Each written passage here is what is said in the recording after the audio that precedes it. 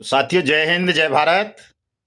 मैं मदन लाल आजाद, संस्थापक संयोजक ठगी पीड़ित जमाकर्ता परिवार तपजप और all India bike board taxi union. आज दिनांक 16 जनवरी 2025 को आपके समक्ष प्रस्तुत हूं। राजधानी दिल्ली से कुछ बड़ी खबरें, खुशखबरी आप सबको बताने के लिए साथियों कि जो संघर्ष हमारा चल रहा था उसमें एक कदम और हम आगे बढ़ गए हैं, आपके भुगतान की ओर, आपके सुरक्षा और सम्मान की ओर। तो तमाम साथी मेरे इस पूरे वीडियो को ध्यान से सुनेंगे, इसे ज़्यादा से ज़्यादा शेयर करेंगे, साथियों में लाइक करेंगे, कमेंट करेंगे, और जिन साथियों ने अभी तक हमारे यूट्यूब चैनल युगांतर न्यूज को सब्सक्राइब नहीं किया है वो इसे सब्सक्राइब भी जरूर कर लेंगे। आज सीधा सीधे मैं खबरों पे आता हूं साथियों, बाकी चर्चा बाद में करूंगा, तो पहले खबरें सुन लें आप तमाम साथी। देखिए, नोटिस जारी हो गए हैं बर्ड्स एक्ट 2019 के अंतर्गत ठग कंपनीज को कि वो या तो विक्टिम्स का भुगतान कर दें, नहीं तो उनके खिलाफ एक्स पार्टी ऑर्डर करके उनकी प्रॉपर्टीज को कुर्क और नीलाम करके ठगी पीड़ितों का भुगतान कर दिया जाएगा। ये नोटिस न्यायालय अपर जिलाधिकारी वित्त एवं राजस्व महाराजगंज ने जारी किया है। 12 दिसंबर को हो गया है ये जारी नोटिस था, और अब एक्स पार्टी आदेश भी हो गया है। और ये साथियों कल्पतरु रियल एस्टेट के नाम से हुआ है, और क्या है ये, परीडॉट म्यूचुअल बेनिफिट निधि लिमिटेड और कल्पतरु इंफ्रा लैंड डेवलपर्स लिमिटेड, ये एक ही नोटिस में 3 कंपनियों को भेजा गया है ये। और हमारे जो जिलाध्यक्ष हैं महाराजगंज के श्री कृष्ण मोहन गुप्ता जी, उनकी शिकायत पर ये नोटिस इशू हुआ है, और 14/12/2024 को इनको बुलाया गया था, डायरेक्टर्स वगैरह को जवाब देने के लिए, अपना पक्ष प्रस्तुत करने के लिए। वो नहीं आए हैं, तो इसमें एक्स पार्टी आदेश इनके खिलाफ हो गया है। और ये केवल जो है इन्हीं के लिए नहीं है, इसमें कई कंपनियों के लिए और भी नोटिस हैं, कल्पवट के लिए भी है, और सहारा क्यू शॉप के भी लिए भी 2 नोटिस इशू हुए हैं साथियों। तो सहारा इंडिया समूह के साथी जिनका पैसा सहारा इंडिया समूह की किसी कंपनी या क्रेडिट कोऑपरेटिव सोसाइटी में जमा है, उनको भी इसी एक्ट के तहत अपना शिकायत दर्ज करानी चाहिए, ताकि आप सबका पैसा आपको जल्दी से जल्दी मिल जाए। तो जो भी साथी हमारे उत्तर प्रदेश के हैं या दूसरे राज्यों के हैं, कई जगह सक्षम अधिकारियों को प्रक्रिया का नहीं पता कि बर्ड्स एक्ट के तहत उन्हें क्या प्रक्रिया अपनानी है, तो वो इसी प्रक्रिया का पालन कर सकते हैं। ये नोटिस की कॉपी और एक्स पार्टी ऑर्डर की कॉपी मैं फेसबुक पर लगा दूंगा, मदन लाल आजाद के नाम से मेरी फेसबुक आईडी है, वहां से इसको डाउनलोड कर लेना। अपनी साइट पर tapjap.in पर भी लगाऊंगा, और अपने ट्विटर हैंडल युगांतर न्यूज पर भी लगाऊंगा, और थनबल भी आज इसी का होगा साथियों। तो ये एक बड़ी खबर है हमारे देश के 42 करोड़ ठगी पीड़ित जमाकर्ता परिवारों के लिए, जो परेशान थे कि सरकार आखिर इसमें प्रोसीडिंग क्यों नहीं कर रही है। इतने दिनों से ये आवेदन पेंडिंग क्यों पड़े हैं भुगतान पटलों पर ही। तो बहुत बड़ी खबर है हमारे लिए ये, इस तरह के नोटिस इशू हो जाना, एक्स पार्टी ऑर्डर हो जाना। एक्स पार्टी ऑर्डर के बाद सीधे सीधे कुर्की और जब्ती और नीलामी की कार्रवाई शुरू होनी है। तो साथियों, तमाम साथी देश भर के, चाहे वो किसी भी कंपनी के पीड़ित हों, किसी भी कंपनी के जमाकर्ता हों, या एजेंट हों, निवेशक हों, वो सब साथी बर्ड्स एक्ट 2019 के अंतर्गत अपने अपने भुगतान के दावे अपने अपने नज़दीकी सक्षम या सहायक सक्षम अधिकारियों के यहाँ अवश्य कर दें। चूंकि बर्ड्स एक्ट 2019 ऐसा कानून है जिसमें आप सबको भुगतान की गारंटी का अधिकार दिया गया है। आपकी जमा राशि का 2 से 3 गुना पैसा 180 दिन में वापस करने की जिम्मेदारी सरकार ने इस कानून के अंतर्गत ली है। इसलिए इस कानून का प्रयोग करना आप सबके लिए बहुत ज़रूरी है। एक दूसरी खबर भी है साथियों, एजेंट साथियों की सुरक्षा और सम्मान से जुड़ी हुई, वो भी उत्तर प्रदेश से ये है। हमारे एटा जिला के जिलाध्यक्ष महोदय ने अपने डीएम को ज्ञापन दिए थे, जो ज्ञापन उचित कार्रवाई हेतु डीजीपी उत्तर प्रदेश और मुख्यमंत्री उत्तर प्रदेश और प्रधानमंत्री भारत सरकार को प्रेषित कर दिया है साथियों। और एक खबर और है साथियों, सहारा इंडिया परिवार से जुड़ी हुई। इसमें आप देख पा रहे होंगे कि संजय पाठक पर 1,000 करोड़ की जमीन का सौदा 90 करोड़ में करने का आरोप। और ये मध्य प्रदेश से विधायक है साथियों, संजय पाठक जो है, और भारतीय जनता पार्टी का विधायक है। तो सहारा के खिलाफ भोपाल के साथी या पूरे मध्य प्रदेश के साथी या पूरे देश के साथी बट्स एक्ट 2019 के अंतर्गत अपनी शिकायत फाइल करेंगे या आवेदन फाइल करेंगे तो निश्चित रूप से ये तमाम आठक पाठक जितने भी हैं, चाहे वो भारतीय जनता पार्टी के हों, कांग्रेस के हों या किसी और पार्टी के जो भी विधायक या नेता इनमें इन्वॉल्व रहे हैं, इन स्कैम्स में, ठगी प्रकरणों में, जिन्होंने कौड़ियों के भाव जमीनों को खुर्द-बुर्द किया है, जो जमीनें निवेशकों की गाढ़ी कमाई के पैसे से खरीदी गई थीं, ये सब लपेटे में आ जाएंगे, सब जेलों में चक्की पीसेंगे साथियों। एक दूसरी तीसरी खबर और है कल्पतरु समूह के ही मामले में।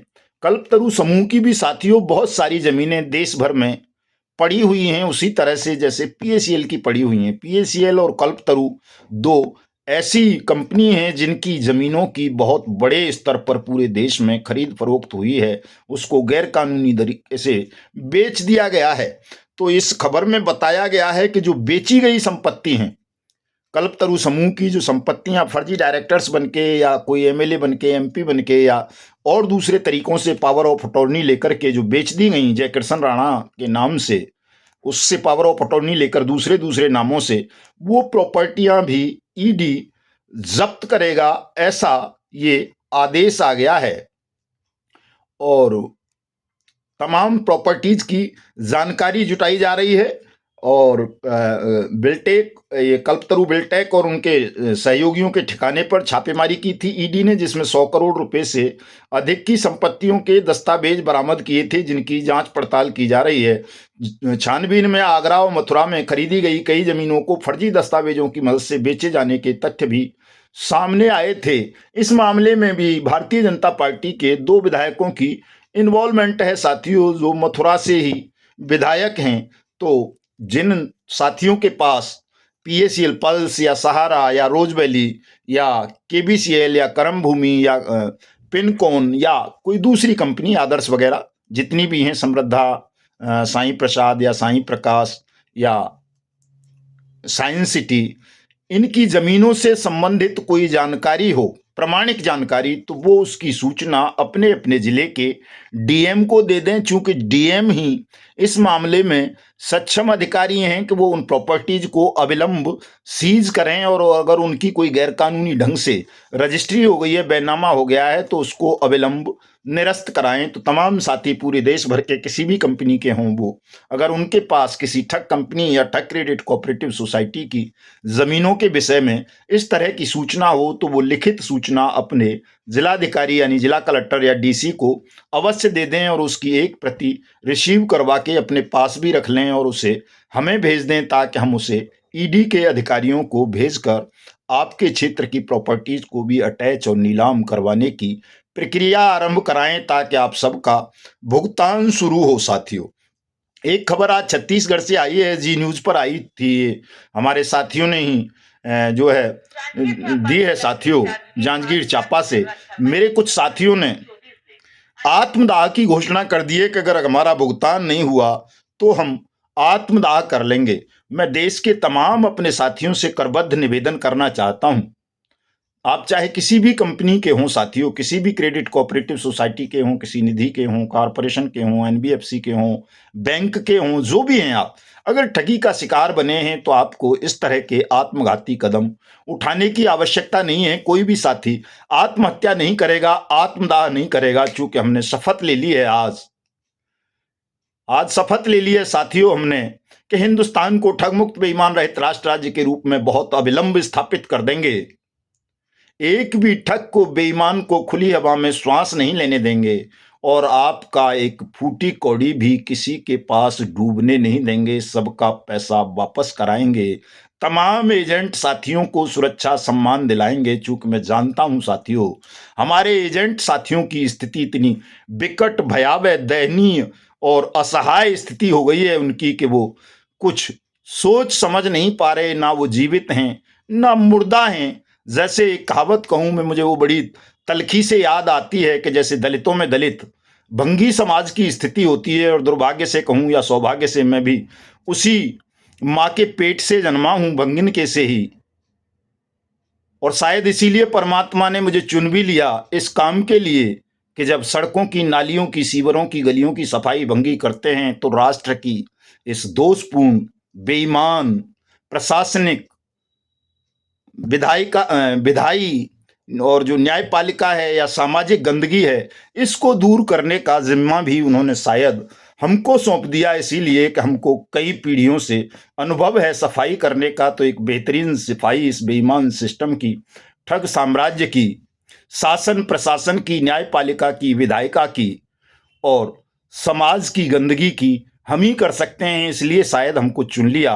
और हमारी स्थिति आप जानते हो साथियों कि हमको दलितों में भी दलित माना जाता है कि हमारी परछाई से तो हमारे ही जैसे साथी बहुत सारे जो एससी वर्ग के होते हैं, जैसे दूसरी जातियां हैं, वो भी हमसे अछूतों जैसा व्यवहार करती रही हैं। हम किसी सवर्ण की तो कहें क्या कि ब्राह्मण, ठाकुर, वैश्य या जो दूसरी अपर कास्ट हैं वो तो करती करती थीं, लेकिन हमारे दलितों में भी दूसरी जो दलित जातियां हैं वो भी हमसे बहुत घृणित और निम्न स्तर का व्यवहार करती थीं। लेकिन ये ठगी पीड़ित जमाकर्ता परिवार जब से बना साथियों, मैंने तो कभी छुपाया भी नहीं कि मैं किस बिरादरी से हूं, किस जाति से हूं, कहाँ जन्मा हूं, मैं हमेशा बताता रहा हूं। लेकिन पिछले दिनों मथुरा में एक साथी था कोई, उसने जरूर ये सवाल उठा दिया था सभा में कि भाई तुमको पता है ये किस जाति के हैं, तुम इनको माला डाल रहे हो, शॉल उड़ाते हो, ये है वो है।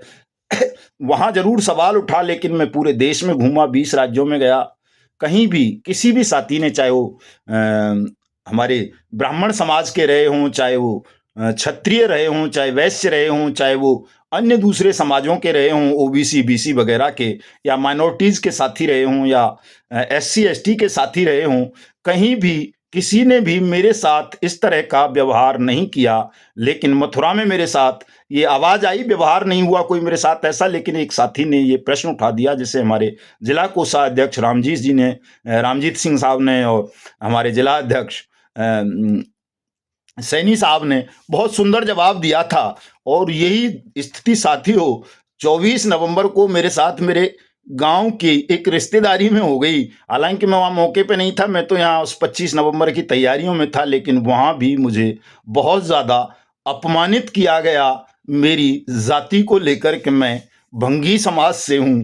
और यदि मेरे साथ कोई ब्राह्मण या मतलब ब्राह्मणों से ही जुड़ा मामला था कि अगर कोई ब्राह्मण परिवार की लड़की मेरे पास होगी, मेरे साथ रहेगी या मेरे घर में खाना खाएगी, तो वो उनके लिए शर्म से डूबकर मर जाने वाली बात है साथियों। इस विषय पर मैं कभी विस्तार से चर्चा करूंगा कि उस बिटिया के लिए परमात्मा ने मेरे पास क्यों भेजा और मैंने उसके साथ कैसा व्यवहार किया, इस पर मैं फिर से चर्चा करूंगा। जो मैं पीड़ा का जिसका जिक्र करता हूं वो इसी को लेकर के मेरे मन में बहुत ज़्यादा पीड़ा, बहुत ज़्यादा क्रोध और बहुत ज़्यादा क्षोभ भी है तब से कि हम किस तरह से लोगों की सेवा करते हैं बिना किसी जाति के, धर्म के, रंग के, वर्ण के, वर्ग के, उनकी पूरी सेवा करते हैं। और हमारी सेवा का मूल्य ये दुष्टात्मा, पापी, शैतान, घृणित लोग जो अपने आप को जन्मना श्रेष्ठ समझते हैं, कर्म को जिन्होंने कोई महत्व नहीं दिया, वो कितना घृणित व्यवहार करते हैं, दुर्व्यवहार करते हैं। हमारी सेवाओं का ये मूल्य है उनकी नज़रों में। तो ऐसे लोगों को भी सबक सिखाने का जो मेरा संकल्प आजकल आप देख रहे होंगे वो इसीलिए है कि मेरी पीड़ा वो व्यक्तिगत पीड़ा बन गई है मेरे लिए कि मेरे ही गांव के, जहां मैं पैदा हुआ, जहां पूरे देश में कोई मुझे मेरी जाति को लेकर के अपमानित नहीं करता, सब के साथ मेरा प्रेमपूर्ण व्यवहार होता है। जैसी जिसकी सेवा बन पाती है मुझसे मैं जरूर करता हूं, बिना किसी उसकी जाति के, धर्म की पहचान के या क्षेत्र या भाषा की पहचान के। तो मेरी सेवाओं का मूल्यांकन अगर समाज इस रूप में करेगा कि जरूरत के समय मुझे भगवान घोषित कर देगा और जरूरत निकलने पर मुझे भंगी कहकर दुत्कार देगा, तो मुझे इस व्यवस्था को भी जड़मूल से पलटना पड़ेगा। मैं 14 तारीख को अपने सूर्य भगवान के मंदिर में बैठा हुआ था, भंडारा चल रहा था। हमारे कुछ आतरस के साथी आए हुए थे, उनमें कुछ ब्राह्मण भी थे, क्षत्रिय भी थे, वैश्य भी थे और ओबीसी समाज के लोग भी थे, दूसरे लोग भी थे। उनसे इसी विषय पर बड़ी चर्चा हो रही थी। एक साथी को बड़ी चुभ रही थी बातें कि साहब आप जाति विहीन भारत के निर्माण की बात क्यों कर रहे हो। तो मैंने उन्हें तर्क दे करके समझाया था कि भाई जाति जिन लोगों ने बनाई या जो ये संप्रदाय बनाए, उनमें से भी ज्यादातर लोग ठग थे। अगर हम ठगमुक्त बेईमान रहित राष्ट्र राज्य के निर्माण की बात कर रहे हैं तो जाति विहीन भारत तो ऑटोमेटिकली बन जाएगा। और हमने तो जो संगठन बनाया है ठगी पीड़े जमाकर्ता परिवार तप जप, उसमें तमाम जाति तमाम धर्म स्वतः ही खत्म हो गए हैं। चूंकि उसका नाम परिवार है, लास्ट में हमारे परिवार में सभी लोग हैं और हमारी तमाम जो बड़ी पोस्टें हैं उन पर ज्यादातर ब्राह्मण समाज के लोग हैं। चूंकि वो योग्य हैं, काबिल हैं, समर्पण भावना से ईमानदारी से अच्छा काम करते हैं, इसलिए उनको रखा हुआ है। अगर हमारे मन में ऐसा कोई भाव होता कि ब्राह्मण अलग है या भंगी अलग है या क्षत्रिय अलग है, वैश्य अलग है या ओबीसी बीसी अलग है, तो हम ऐसा क्यों करते? नहीं, हमारे मन का जो भाव है वो समतावादी दृष्टिकोण है, सबके प्रति प्रेम का, स्नेह का और उससे भी ज्यादा सेवा का है। प्रेम और स्नेह से भी बड़ी बात सेवा का है कि हमको परमात्मा ने आप सबकी सेवा करने का मौका दिया है, सेवा करने के लिए चयनित किया है। तो हम पूरी ईमानदारी, सिद्धांत और समर्पण भावना के साथ आप सबकी सेवा करें, आपको उस संकट से, उस दुखों से मुक्ति दें जो आप 42 करोड़ से ज्यादा लोग भोग रहे हो साथियों। तो बहुत पीड़ा है, बहुत दर्द है। आज मैंने अपने उस पर भी लगाया है और उसको लेकर के एक वो भी लिखा है साथियों। बड़ा वीर रस की भावना आ गई है मेरे अंदर। चूंकि परमात्मा से जब मेरा साक्षात्कार हुआ था साथियों वर्ष 2012 में, और 4-5 साल में लगातार उनके सानिध्य में रहा परमात्मा के, में नियमित रूप से लगातार बातें होती रहीं। और जब 2017 में मैंने अपनी कलम, वकालत, अपना सब कुछ, ये जूझना फूजना जो लड़ाई मेरी जिंदगी भर चलती रही, बहुत सारे माफियाओं से, गुंडों से, जात्याभिमानियों से भी हुई लड़ाई। ऐसा नहीं है कि जातिवाद को लेकर के मैं लड़ा नहीं, लड़ा हूं शुरू से ही बल्कि बचपन से कह सकते हो आप, बचपन से लड़ा हूं। लेकिन मैंने उन तमाम चीजों को छोड़ करके कि अब ईश्वर से साक्षात्कार हो गया है, अब किसी से क्या लड़ना। अब तो मदनलाल ये साधारण वस्त्र उतार दो अपने बाबूजी वाले और भगवा वस्त्र पहन लो, संत बन जाओ और सूर्य भगवान के मंदिर का निर्माण शुरू करवा दिया था साथियों। लेकिन भगवान को शायद ये मंजूर नहीं था कि मैं साधु बनूं, संत बनूं। भगवान ने मुझे कहा कि नहीं, तू, परमात्मा ने मुझे कहा कि नहीं, तू साधु संत मत बन, मैं तुझे अपना ही रूप दे देता हूं, तुझे भगवान बना देता हूं।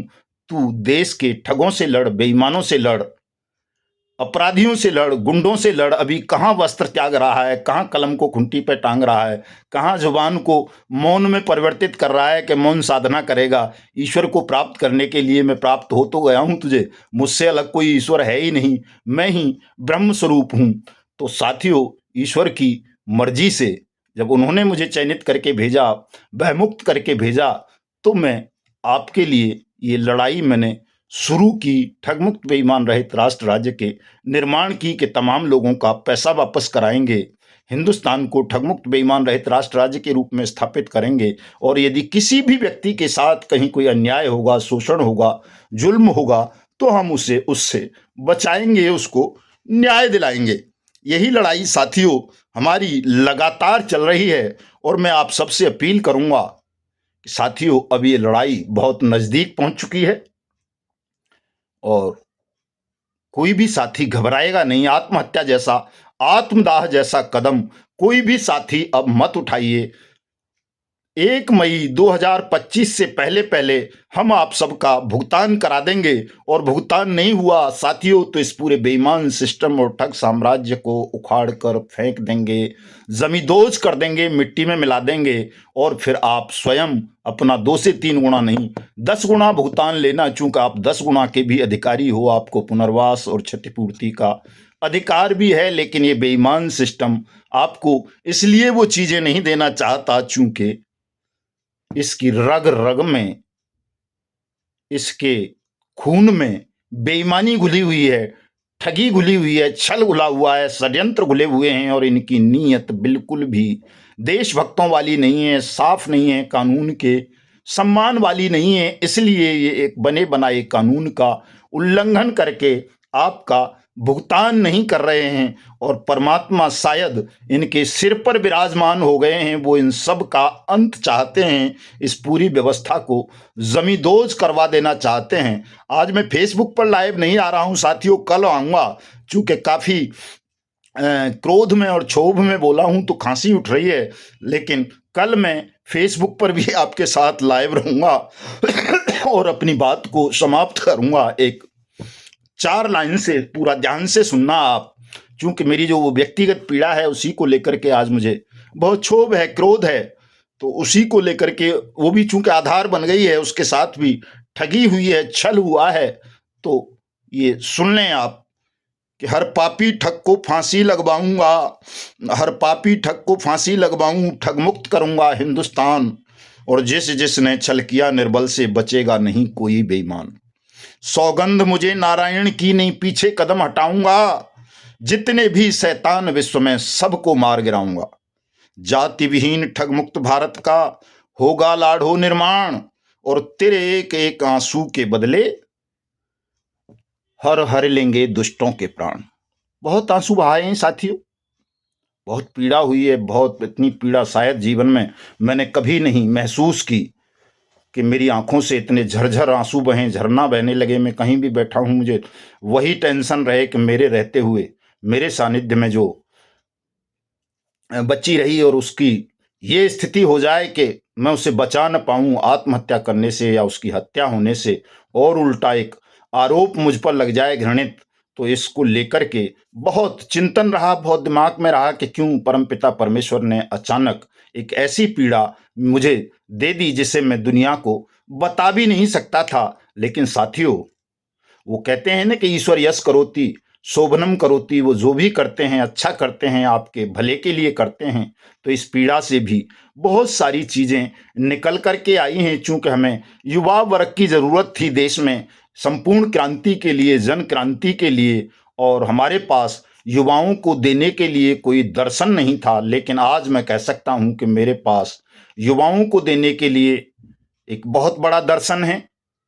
उनको दर्शन देंगे, उनको मार्ग देंगे, उनको अपने संगठन से जोड़ेंगे, और देश के, वैसे तो हम पहले भी काम करते रहे हैं, हमारा भाषण सुन के, वीडियो सुन के बहुत सारे लोगों ने आत्महत्या करने से अपने को रोका है, उनमें प्राण शक्ति का संचार हुआ है। नारायण ने उन सबको इतनी ताकत दी है मुर्दों को कि आज वो लड़ने लगे हैं। पूरा देश देख रहा है, सरकार देख रही है, सरकार झुकी पड़ी है कि इन मुर्दों में इतनी जान कहां से आ गई। तो जो परमपिता परमेश्वर सूर्य नारायण संपूर्ण ब्रह्मांड को ऊर्जा देते हैं, वही मुझे ऊर्जा दे रहे हैं, और उनकी ऊर्जा से ही मैं उन तमाम साथियों को ऊर्जा दे रहा हूं जो मृत्यु के कगार पर खड़े थे। साथियों, तो कोई भी साथी अब हमारा आत्महत्या नहीं करेगा, अपने आप को अकेला नहीं समझेगा, तनाव नहीं लेगा बिल्कुल भी।